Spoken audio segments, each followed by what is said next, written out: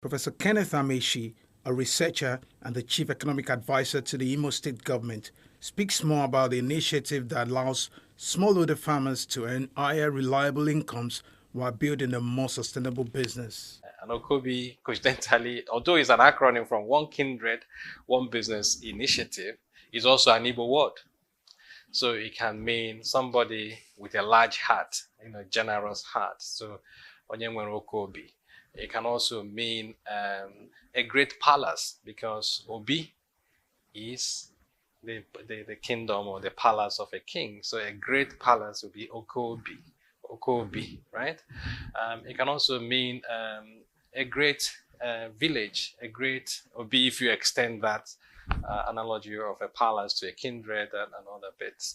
So you can also, like I said, mean somebody who is courageous. Yeah. So onye nwere OKOBI, so you can do both things. You're courageous.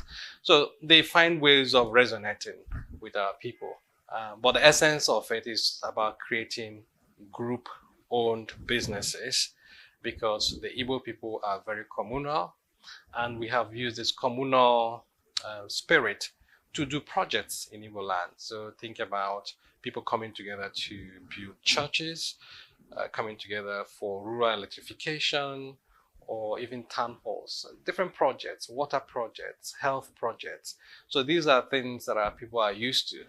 But what we're trying to do, or what the governor is trying to do in essence, is to encourage our people to transfer the same communal spirit and effort to enterprises, to businesses, so that a village can own a business.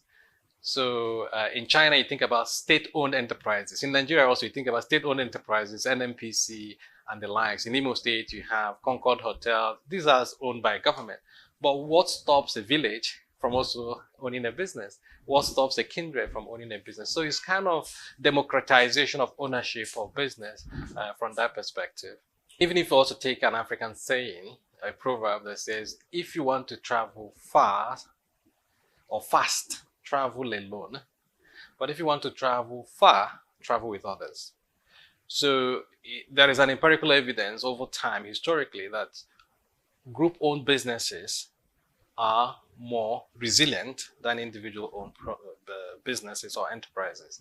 If as an individual I start a business and I get discouraged halfway, I can drop out of it. But as a group, even if one person drops, other people will take on board and move on. So one can argue, theoretically, that although it is harder to start group-owned businesses, it is also harder for group-owned businesses to fail compared to individual-owned businesses. It's easier to start individual-owned businesses. It's also easier for individual-owned businesses to fail. So when it comes to the attrition rate, you would argue, or maybe agree, that group-owned businesses are likely to survive more than individual-owned businesses. So if you look at it in terms of sustainability, so group-owned businesses would do better than individual-owned businesses. But it doesn't mean that individual-owned businesses shouldn't be there. So what we're trying to do here theoretically, or even from empirical evidence, is to suggest that if we have the sort of problem we have in Africa, which is the high level of unemployment, focusing on single or individual-based entrepreneurship approach may not be an efficient way of solving the problem. So you need a new imagination, you need a new way of thinking about the problem. And lifting more people out of poverty might happen easier if you focus on lifting groups out of poverty. I think that's the thinking there from an empirical perspective, an academic perspective, right? So it's not just happening in a vacuum. It's not just because it's fashionable. But what works for Imo State at this point in time is that it also fits with the psychology of the people, the culture of the people. And this is not just about Imo State. What the governor is doing is to start a movement using Imo State as a social experiment. People in Abia, they have similar structure, Anambra, Ebonyi, Enugu. This can be a Southeast revolution in a way, and may not only be this in the Southeast, because there are other parts of Nigeria, other parts of Africa that may have similar structures.